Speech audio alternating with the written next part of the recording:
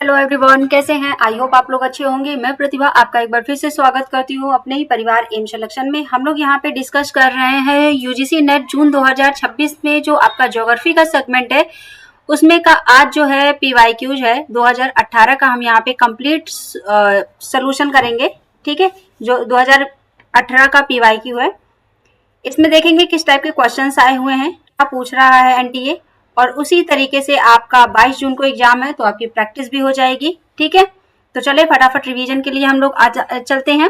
और अभी तक अगर आप नए हैं चैनल को तो फॉलो कर लें, सब्सक्राइब कर लें, बेल आइकन को प्रेस कर लें, जो भी अपडेट है वो आप तक तुरंत पहुंच सके, ठीक है। तो चलिए पहला क्वेश्चन हम देखते हैं बिना टाइम वेस्ट किए हुए यहाँ पे। तो पहला क्वेश्चन है, निम्नलिखित में से स्थलाकृति विशेषताओं का कौन सा समूह अपरदनात्मक प्रक्रिया का परिणाम है, ये बताना है, ठीक है। यहाँ पे जो आपका अपरदनात्मक प्रक्रिया है यहाँ पे उसके बारे में बताना है। इरोजनल प्रोसेस जो है इसके बारे में आपको बताना है, ठीक है। यानी कि which of the following group of topographical features in the product of erosional process, ठीक है। तो इसका आंसर क्या हो जाएगा? ऑप्शन यहाँ पे देखते हैं। तो ऑप्शन है यहाँ पर कर्सर आपका फियोर्ड, वी आकार की घाटी, सेप्सो, ठीक है, सर्क, एरेटे, प्लाया, जो आपका है स्टैक, ये हो गया। हिमोर बर्चन जो आपका पिनेकल हो गया, या तरंग निर्मित वेदिका हो गया, ये हो गया। या फिर यहाँ पे तटबंध आपका हो गया। इसमें से आंसर आपका क्या होगा? जैसे आपका तटबंध हो गया, स्टेलेमाइट हो गया, दोनों आपका मोनाक जो आपका मोनाड नॉक है, या ड्रमलीन हो गया। तो यहाँ पे क्या इसका आंसर होगा बताएं। तो इसका आंसर क्या हो जाएगा? यहाँ पर ऑप्शन बी इसका सही आंसर हो जाएगा। क्या हो जाएगा? ऑप्शन बी यहाँ पे सही आंसर हो जाएगा, ठीक है। यहाँ पे सर्क है, फिर रेट हो गया, फिर यहाँ पे प्लाया है, फिर इसके बाद क्या आता है? स्टैक, ठीक है। क्वेश्चन नंबर सेकंड पढ़ते हैं। क्वेश्चन नंबर सेकंड क्या कहता है? यहाँ पे आपका कथन दिया हुआ है और फिर यहाँ पे उसका क्या है? कारण दिया हुआ है, ठीक है। स्टेटमेंट वाले क्वेश्चंस है तो हम ये ज्यादातर पूछे जाते हैं स्टेटमेंट वाले। तो देखते हैं, प्लेट सीमान और ज्वालामुखी क्षेत्र एक दूसरे से घनिष्ठ रूप से संबंधित हैं। मैंने हमेशा बताया है जब भी कोई स्टेटमेंट वाले आए तो उसको बिकॉज या फिर क्योंकि करके आप उसे जब पढ़ेंगे तो यहाँ पर समझ में आएगी। यहाँ पे देखते हैं क्योंकि, यहाँ पे क्या ऐड करेंगे हम? यहाँ पे ऐड करेंगे क्योंकि अधिकांश ज्वालामुखी क्षेत्र अभिसारी प्लेट सीमाओं से के सहारे स्थिर हैं। ये आपका आंसर है, मतलब ये आपका एक स्टेटमेंट। तो पढ़ने में कैसा लग रहा है? कुछ अटपटा लगा? नहीं ना। यानी कि ये जो है आपका आंसर क्या होगा यहाँ पे? इसका आंसर जो हो जाएगा ए सही हो जाएगा। यानी कि ए आर दोनों सही हैं और आर ए की सही व्याख्या कर रहा है, ठीक है। ये इसका आंसर हो जाएगा। क्वेश्चन नंबर थर्ड देखते हैं क्या कहता है यहाँ पे। मेटल का ऊपरी भाग जिस पर पृथ्वी की भूपर्पटी तैरती है कहलाता है, ये आपको बताना है, ठीक है। The upper part of the mantle ओ जो आपका है ये upon which the crust of the earth float in known as, ये आपको बताना है, ठीक है। क्या कहलाता है यहाँ पर? यहाँ पे बेरिस्फीयर हो गया, मेसोस्फीयर हो गया, हाइड्रोस्फीयर हो गया, या ये क्या हो जाएगा? एस्थेनोस्फीयर हो जाएगा। तो यहाँ पे आंसर क्या इसका हो जाएगा? क्या कहलाता है? भूपर्पटी वाला हिस्सा मैंने आपको ये वाली क्लास दी है तो आप जाके वहां पे देख सकते हैं। ये आपका आंसर हो जाएगा यहाँ पे एंड क्या है? स्थेनोस्फीयर हो जाएगा। क्या हो जाएगा? स्थेनोस्फीयर इसका राइट आंसर होगा, ठीक है। क्वेश्चन नंबर 4 देखते हैं। क्वेश्चन नंबर 4 क्या है यहाँ पे? ओके, तो चले भूवैज्ञानिक दृष्टि से भारत में सबसे प्राचीन चट्टानें बताना है। Geographically the oldest rocks in India are from, ठीक है। यानी कि भारत में जो है यहाँ पे सबसे ओल्डेस्ट रॉक्स जो है वो बतानी है कौन सी है। ठीक है, तो इसका आंसर क्या हो जाएगा यहाँ पे, धारवाड़ जो आपका है कर्नाटक के में धारवाड़ जो आपका रीजन है, ठीक है, वो आपका कहलाता है। ठीक है, ओके, इसका ऊपर नीचे आंसर हो गया था, कोई बात नहीं। चलो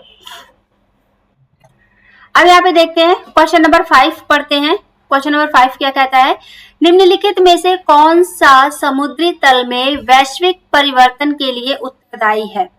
ठीक है, ये आपको बताना है। Which one of the following is responsible for global changes in the sea level, ये आपको बताना है। तो यहाँ पर क्या हो जाएगा बताएं जरा, ये आज आपका हो जाएगा आइसोस्टोन, जो आपका है आइसोस्टेटिक हो गया, जलवायु जो आपका है जलवायविक हो गया, या फिर यहाँ पे आ जाएगा आंसर आपका जो है यूरेस्टिक हो गया, या डाइट्रोस्पिक हो गया। ठीक है, जो आपका है, तो इसमें आंसर क्या हो जाएगा, इसका आंसर हो जाएगा यहाँ पर जो है जो आपका यूस्टेटिक है, ये इसका आंसर हो जाएगा। ठीक है, क्वेश्चन नंबर 6 देखते हैं। क्वेश्चन नंबर 6 क्या कहता है, निम्नलिखित में से विद्वानों के किस समूह ने पेडिमेंट के निर्माण में सीमा क्या है सरिताओं द्वारा जो है पार्श्विक अपरदन की भूमिका पर बल दिया, ये बताना है। तो यहाँ पर आंसर क्या हो जाएगा, यहाँ पे मैकी पेज ब्लैक वेल्डर हो गया, या फिर मैकी ब्लैक जो आपका ब्लैक वेल्डर जॉनसन हो गए, या फिर यहाँ पे पेज जो जॉनसन आपके लॉसन हो गए, या फिर पेंच ब्लैक वेल्डर और जॉनसन हो जाएंगे। तो इसका आंसर क्या हो जाएगा, इसका आंसर यहाँ पर हो जाएगा ऑप्शन डी, पेज ब्लैक आपके ब्लैक वेल्डर हो गए और यहाँ पे जॉनसन हो गए। ठीक है, इन्होंने ये बताया। क्वेश्चन देखते हैं 7, चूना पत्थर की गुफाओं या कंदराओं की उत्पत्ति पर दो चक्र सिद्धांत किसके द्वारा प्रस्तावित किया गया था, ये आपको बताना है। ठीक है, तो ये किसके द्वारा आपको प्रस्तावित किया गया था, यहाँ पर स्वीनेटर्न हो गए, या डेविस हो गए, आपके कौन हो गए, मलोट हो गए, या गार्डन हो गए। तो यहाँ पर कौन हो जाएंगे, तो आंसर क्या हो जाएगा यहाँ पर, यहाँ पे गार्डनर इसके आंसर हो जाएंगे। ठीक है, ऑप्शन डी। क्वेश्चन नंबर यहाँ पे 8 देखते हैं, निम्नलिखित में से कौन सी स्थलाकृति विवर्तनिक बलों के कारण निर्मित होती है। तो यहाँ पर आपको बताना है, यहाँ पे लटकती घाटी, यू आकार की घाटी, अंधी घाटी, या रिफ्ट घाटी। तो यहाँ पर आंसर क्या हो जाएगा, इसका आंसर हो जाएगा यहाँ पर रिफ्ट वैली। क्या हो जाएगा, रिफ्ट वैली इसका आंसर हो जाएगा। ठीक है, क्वेश्चन नंबर 9 देखते हैं क्या कहता है। क्वेश्चन नंबर 9 यहाँ पे कॉनरॉड असंबद्धता पाई जाती है, ये आपको बताना है। तो बाह्य और आंतरिक कोर में, या फिर आपने ये क्वेश्चन हमने यहाँ पे पढ़ाया हुआ है, आप देख सकते हैं। ठीक है, सियाल और सीमा में, सीमा या निफे में, या ऊपरी मेंटल और निचले मेंटल में कहाँ पाई जाती है। तो ये आपका क्या हो जाएगा इसका आंसर, तो इसका आंसर यहाँ पे हो जाएगा किसमें, सियाल और सीमा में ये पाई जाती है। ठीक है, चलो क्वेश्चन नंबर यहाँ पे देखते हैं। क्वेश्चन नंबर 10 यहाँ पे मैच द फॉलोइंग आ गया आपका, मैच द फॉलोइंग आपको करना है। तो यहाँ पे क्या हो जाएगा इसका आंसर, यहाँ पे कुछ आपके पुस्तक के नाम है और कुछ लेखक हैं, इनको आपको बताना है। ठीक है, तो चले स्टीयर्स जो हैं ये किनकी पुस्तक है, ये आपके आ जाएंगे यहाँ पर आपके आ जाएंगे अनस्टेबल अर्थ हो गया। ठीक है, फिर इसके बाद आते हैं वॉन रिच आपके रिस्टोफेन हो गए, तो ये किसके हैं, ये आपके जियोमॉर्फोलॉजी हो गए। ठीक है, इन्होंने लिखी थी। फिर यहाँ पे ब्लूडेल्ज आ गए, बुल्डिट्ज अब इन्होंने क्या लिखी थी यहाँ पे, इन्होंने लिखी थी आपकी स्फीटिंग एंड पर्पज ऑफ जियोग्राफी, ये इन्होंने लिखी थी, spirit and purpose of geography. ठीक है, यहाँ पे फिर थॉर्नबरी ने क्या लिखी थी, प्रिंसिपल ऑफ जियोमॉर्फोलॉजी, ये इन्होंने लिखी थी। ठीक है, इसका आंसर क्या हो जाएगा, ऑप्शन इसका बी सही हो जाएगा। ठीक है, क्वेश्चन नंबर 11 देखते हैं क्या कहता है। तो चले, विद्युत चुंबकीय जो आपका है स्पेक्ट्रम का कौन सा भाग मानव त्वचा कैंसर का कारण बनता है। तो यहाँ पे गामा किरणें हो गई, यहाँ पे अल्ट्रावायलेट रेडिएशन हो गई, माइक्रोवेव हो गई, या रेडियो वेव्स हो गई। तो यहाँ पर कौन सी हो जाएंगी, यहाँ पे इसका आंसर क्या हो जाएगा, इसका आंसर आपका आ जाएगा यहाँ पे पराबैंगनी विकिरण हो जाएगी। क्या हो जाएगी, यहाँ पे अल्ट्रावायलेट रेडियंस जो है ये इसका आंसर हो जाएगा। ठीक है, चलो क्वेश्चन नंबर 12 देखते हैं। गामा जल का तापमान 10 डिग्री सेल्सियस बढ़ने के लिए निम्नलिखित में से किस कैलोरी ऊष्मा की आवश्यकता होती है। 1 कैलोरी, 10 कैलोरी, 32 कैलोरी, 5 कैलोरी। तो यहाँ पर कितने की आवश्यकता होती है, तो आंसर हो जाएगा आपका 10 कैलोरी। किसकी आवश्यकता होती है, तो यहाँ पर आंसर हो जाएगा किसकी, 10 कैलोरी की। ठीक है, समझ में आ गई बात, ओके। नेक्स्ट क्वेश्चन देखते हैं हम, यहाँ पे अपने नेक्स्ट क्वेश्चन की तरफ चलते हैं। तो ये हमारा 13 क्वेश्चन देखते हैं क्या कहता है। यहाँ पे ये भी आ गए आपके स्टेटमेंट वाले। ठीक है, इसको भी हम क्या बिकॉज करके यहाँ पे पढ़ेंगे। विश्व के दौरान पृथ्वी पर हर जगह दिन की अवधि 12 घंटे होती है। ठीक है, यहाँ पे प्रदीप्ति वृत्त सर्किट ऑफ इल्यूमिनेशन सीधे ध्रुवों से होकर गुजरता है, जिससे अक्षांश रेखाएं बीच से विभाजित हो जाती हैं। यहाँ पर इसका आंसर क्या होगा, आंसर बताएं। तो ए आर दोनों सही हैं, या ए आर दोनों सही है लेकिन आर ए की व्याख्या नहीं कर रहा है, या ए सही है आर गलत है, या आर सही है ए गलत है, ये आपको बताना है। तो इसका आंसर क्या हो जाएगा, इसका आंसर यहाँ पर ए सही हो जाएगा। ए आर दोनों स्टेटमेंट सही हैं और आर ए की सही व्याख्या कर रहा है।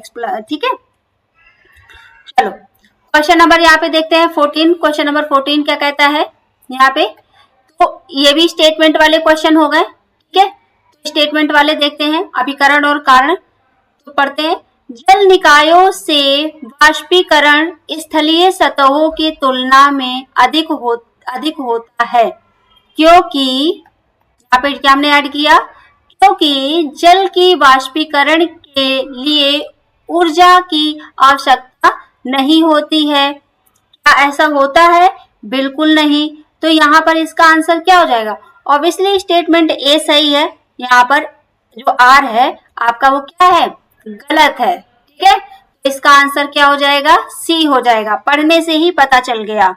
ठीक, चलो नेक्स्ट क्वेश्चन देखते हैं। यहाँ पे क्वेश्चन नंबर 15 क्या कहता है, ये भी स्टेटमेंट वाले आ गए हैं, इनको भी देख लेते हैं स्टेटमेंट वाले क्वेश्चंस। वायु में निम्न आर्द्रता मात्रा से जो आपका गगनचुंबी तूफानी बादलों का निर्माण होता है, क्योंकि यहाँ पे क्या हमने ऐड किया, क्योंकि भूमध्य रेखा से ध्रुवों की ओर ऊर्जा का स्थानांतरण वाष्पीकरण और संघनन के माध्यम से होता है। तो यहाँ पर क्या है, या क्या कुछ सही लग रहा है यहाँ पे, तो देखते हैं आपका जो आंसर हो जाएगा यहाँ पर ए गलत है, आर क्या है, सही है। ठीक है, तो ए आपका यहाँ पर ये अभिकरण जो है वो रॉन्ग हो जाएगा, जो आपका कारण है वो आपका राइट हो जाएगा, यानी कि जो रीजन दिया गया है वो क्या है, सही है। ठीक है, क्वेश्चन नंबर 16 देखते हैं। आरोही क्रम में बादलों के निर्माण की सही अनुक्रम की पहचान कीजिए। यहाँ पर आपको बताना है किसका, क्लाउड फॉर्मेशन का यहाँ पे ऑर्डर, असेंडिंग ऑर्डर में इसको सीक्वेंस में करना है। मतलब सीक्वेंस में आपको बताना है, ठीक है। तो ये आपके ऑप्शन दिए हुए हैं, कपासी, स्थरी, आपका क्या है, पक्षभस्थरी हो गया, उच्च कपासी, ये आपके हो गए। फिर यहाँ पे देखते हैं उच्च कपासी हो गया, स्तरी हो गया, कपासी हो गया, है ना, भस्थरी हो, स्तरी हो गया। या फिर यहाँ पे ऑप्शन आता है, ये आपका आंसर क्या हो जाएगा, यहाँ पर आंसर इसका सी सही हो जाएगा, ठीक है। तो यहाँ पे स्तरी, कपासी, यहाँ पर क्या आएगा, उच्च कपासी, यहाँ पे पक्ष भर स्तरी आ जाएगा, ठीक है। ये इसका सही आंसर है। क्वेश्चन नंबर यहाँ पे है 17, क्वेश्चन नंबर 17 क्या कहता है, मैच द फॉलोइंग है।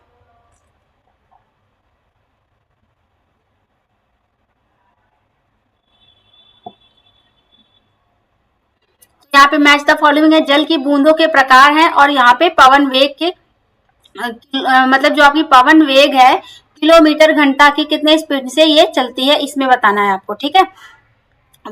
तो वर्षा की बड़ी बूंदे ये कितने स्पीड से आती हैं, ये आपको बताना है। तो यहाँ पर क्या हो जाएगा, यहाँ पे हो जाएगा 33 किलोमीटर प्रति घंटा, ठीक है। यहाँ पे बूंदाबांदी के बूंदे यहाँ पे बताना है आपको, ये क्या हो जाएंगे 7 किलोमीटर प्रति घंटा। बादलों की बड़ी बूंदे, तो ये आंसर हो जाएगा आपका यहाँ पे कितना 0.3 किलोमीटर प्रति घंटा। यहाँ पे प्ररूपी यानी सामान्य बूंदे जो हैं वो 23 किलोमीटर प्रति घंटा, ठीक है। इससे आंसर आपका क्या हो जाएगा, ए इसका सही आंसर हो जाएगा, ठीक है। चलो नेक्स्ट देखते हैं क्वेश्चन नंबर, स्टेटमेंट वाले फिर आ गए आपके, ये स्टेटमेंट वाले पीछा नहीं छोड़ते हैं, आप एग्जाम में भी पीछा नहीं छोड़ेंगे। देखते हैं, पवन केवल वायुमंडलीय दाब में ऊर्ध्वाधर अंतर का परिणाम है, क्योंकि क्या बोला था हमने, यहाँ पे हम लोग क्योंकि जोड़ेंगे, ठीक है। क्योंकि पवन वायुमंडल में असमानताओं को संतुलित करने का प्रकृति का प्रयास है, ये इसका कारण है। इसका आंसर क्या है, ए इसका क्या है, गलत है, आर इसका सही आंसर है, ठीक है। ए असत्य है, आर सत्य है, ठीक है। ये आपको आंसर हो गया। अब देखते हैं क्वेश्चन नंबर 19 क्या कहता है। तो इसके भी कारण आ गए और कथन आ गए, तो इनके देखते हैं। मध्य अक्षांशीय चक्रवात निम्न दाब प्रणालियां हैं जो दोनों गोलार्धों में मध्य अक्षांशों में पूर्व से पश्चिम की ओर यात्रा करती हैं।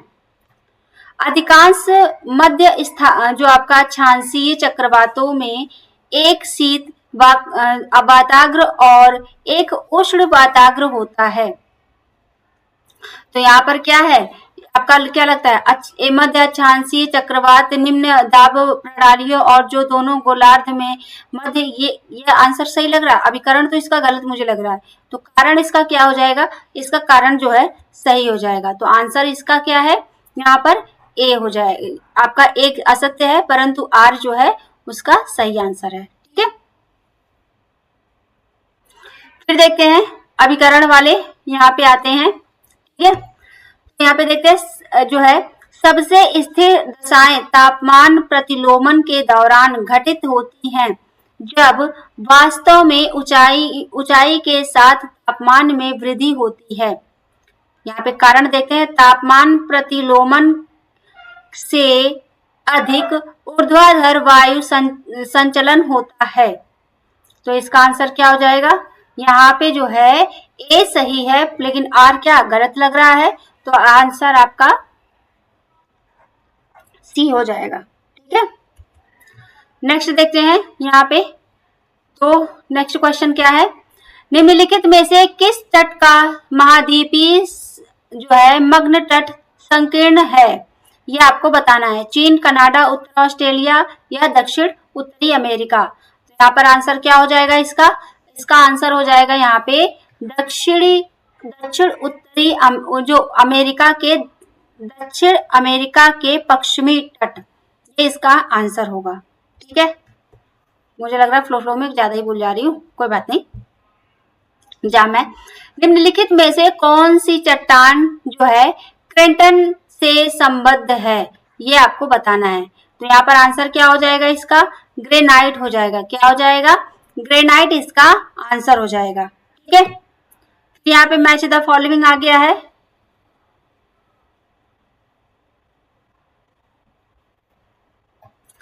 यहाँ पे महासागरीय कटक दिया है और महासागर दिया हुआ है। ठीक है, यहाँ पे जो है आपके कार्लसबर्ग कटक, ये कहाँ है, अटलांटिक महासागर में। कहाँ पर है ये आपका, सॉरी हिंद महासागर में है। कहाँ पर है, हिंद महासागर में है। ठीक है, ये कहाँ पर है, हिंद महासागर में है।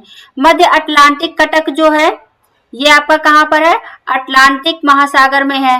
ठीक है, पूर्वी प्रशांत उत्तान जो है ये कहाँ पर आ जाएगा, ये आपका आ जाएगा प्रशांत महासागर में। पूर्वी प्रशांत ऑलरेडी लिखा हुआ है।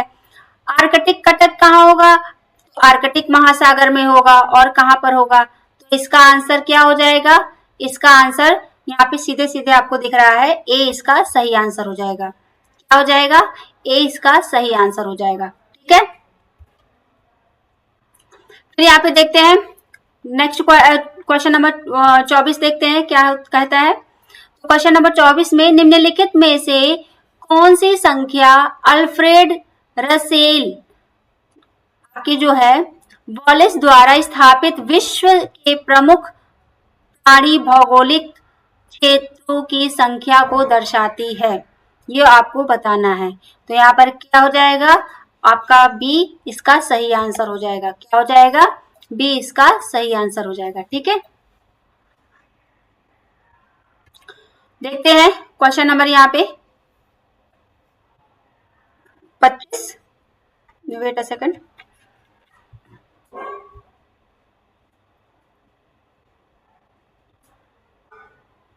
चलो। निम्नलिखित में से कौन सी सामुद्रिक विशेषता प्रवाल वित्तियों कोरल रीफ जो है की तीव्र वृद्धि में सहायक नहीं है, ये आपको बताना है। ठीक है, द्वीप तट के समीप छोटे जल जो आपकी प्रणालिका है यानी कि चैनल के निकट, लैंगूर के चारों ओर, या फिर जो आपका गयोट और समुद्री टीले जो हैं वहां पर। तो इसका आंसर क्या हो जाएगा, इसका आंसर यहाँ पर हो जाएगा ऑप्शन डी। क्या हो जाएगा, ऑप्शन डी। यहाँ पे गयोट एंड जो आपका क्या है, सी माउथ्स है यानी कि समुद्री टीले जो हैं इसके पास। ठीक है, ये इसका आंसर नहीं है। क्वेश्चन नंबर देखते हैं 26। निम्नलिखित में से कौन सा प्राकृतिक वायु प्रदूषण का उदाहरण नहीं है, ज्वालामुखी उद्गार से निकली राख, परमाणु परीक्षण, पादपों द्वारा विमुक्त बीजाणु, पवन द्वारा उड़ाई गई धूल। ये किसका प्राकृतिक वायु प्रदूषण का जो आपका है आंसर क्या हो जाएगा, यहाँ पर ऑब्वियसली परमाणु परीक्षण जो है ये इसका आंसर नहीं होगा, क्योंकि ये क्या है, ये मानव द्वारा निर्मित प्रदूषण है। ठीक है, चलो फिर देखते हैं यहाँ पे जो आपका है वायु गुणवत्ता सूचकांक की गणना करने के लिए यूएस के पर्यावरण प्रदूषण मूल्यांकन द्वारा निम्नलिखित में से किस घटक को ध्यान में नहीं रखा जाता है। तो यहाँ पे कार्बन डाइऑक्साइड, धरातलीय ओजोन, कणकीय पदार्थ या फिर सल्फर डाइऑक्साइड। तो इसका आंसर क्या हो जाएगा, यहाँ पे इसका आंसर हो जाएगा कार्बन डाइऑक्साइड। क्या हो जाएगा, कार्बन डाइऑक्साइड हो जाएगा। ठीक है, क्वेश्चन नंबर 28 देखते हैं। मैच द फॉलोइंग यहाँ पे आ गया। यहाँ पे जो है दिया हुआ है जैसलमेर भारत दिया हुआ है। फिर यहाँ पे आंसर क्या इसका हो जाएगा,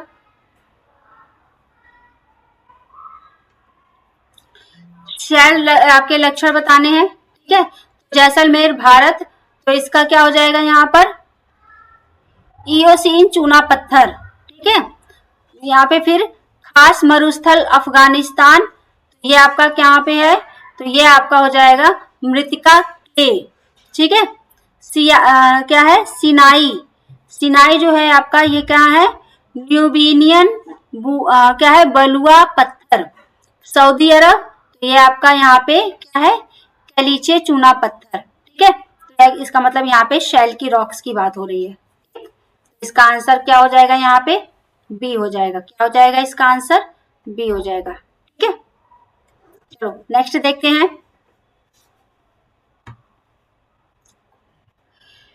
विलोपन की एक प्रमुख तरंग के संबंध में निम्नलिखित में से कौन सा सही है, ये आपको बताना है। तो यहाँ पे कौन सा सही है, देखते हैं।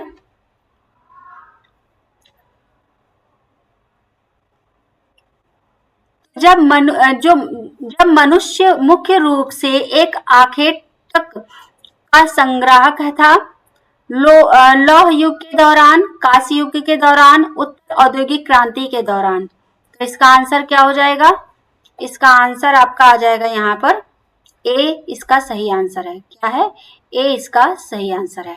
ठीक है, चलो okay, question number 13।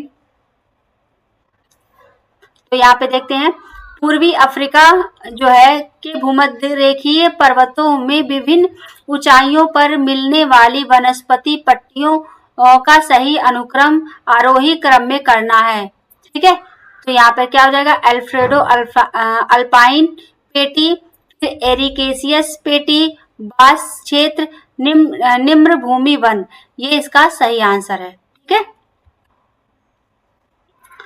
Question number यहाँ पे देखते हैं 31।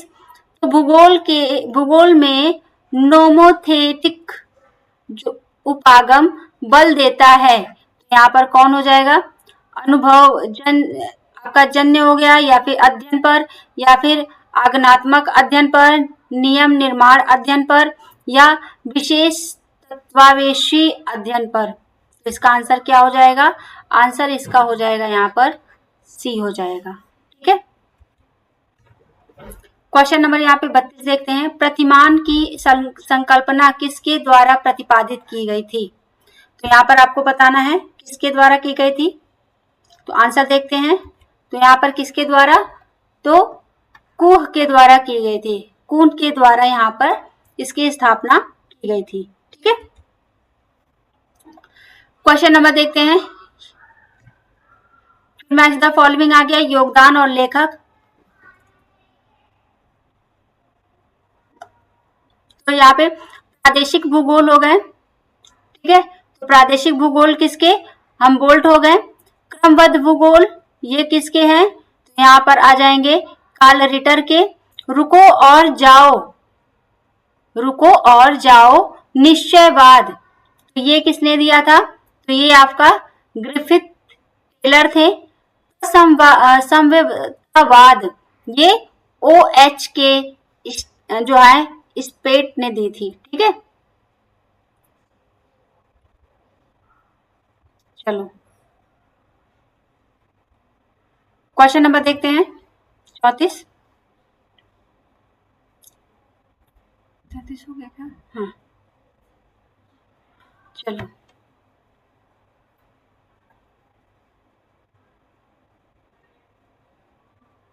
अल्मागेस्ट नामक शास्त्री खगोल विज्ञान के प्रसिद्ध ग्रंथ के लेखक थे।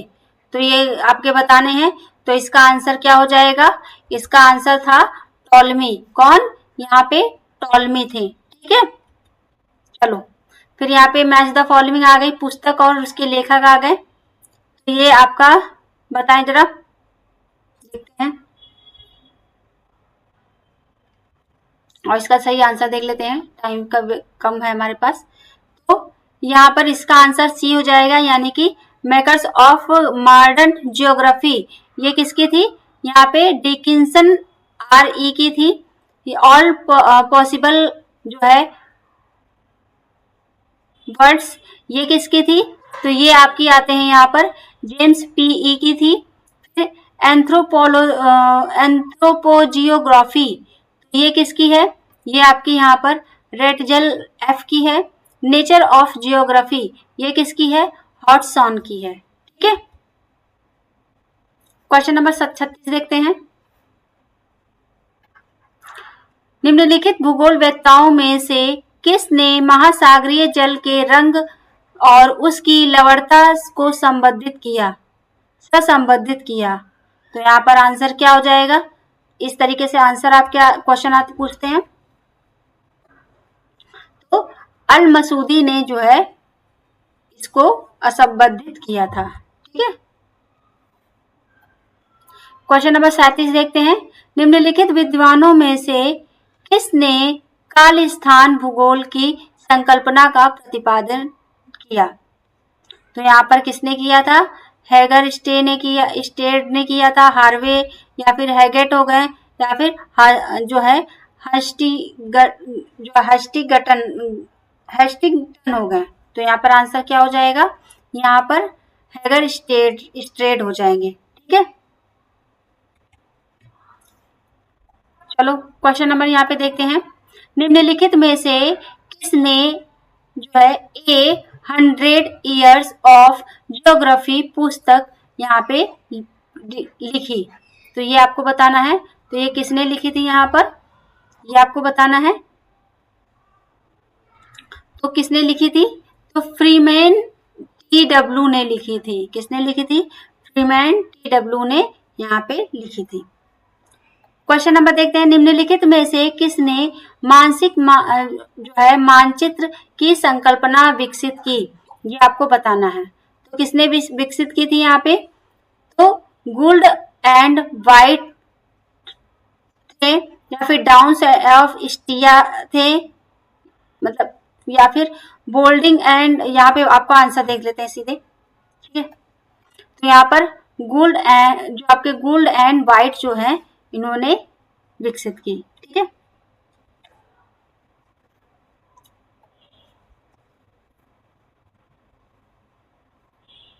चलो